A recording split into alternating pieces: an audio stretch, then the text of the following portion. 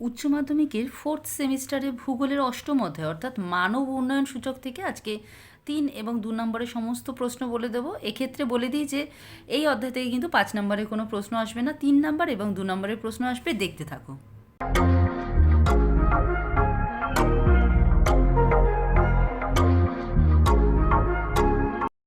এতদিনে যতগুলো অধ্যায় থেকে প্রশ্ন দিয়েছি, এই অধ্যায়ে সব থেকে প্রশ্ন কম, মাত্র 4টি প্রশ্ন। তো 3 নম্বরের প্রথম প্রশ্ন, মানব উন্নয়ন কি?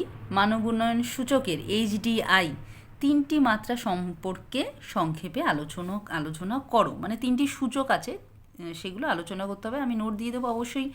মানব দারিদ্রতা সূচক কিভাবে পরিমাপ করা হয়, মানব উন্নয়নে কল্যাণমূলক দৃষ্টিভঙ্গির সংক্ষিপ্ত বিবরণ দাও, এটা একটা তত্ত্ব মতন। অমর্ত্য সেনের সক্ষমতাগত দৃষ্টিভঙ্গির সংক্ষিপ্ত পরিচয় দাও।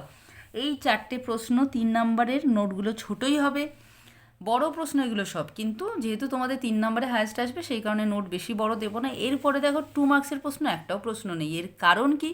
কারণ এখানে 2 মার্কসে যে প্রশ্নগুলো থাকতো সেগুলো এই 3 নম্বরের প্রশ্নগুলোর মধ্যেই সব কভার হয়ে গেছে।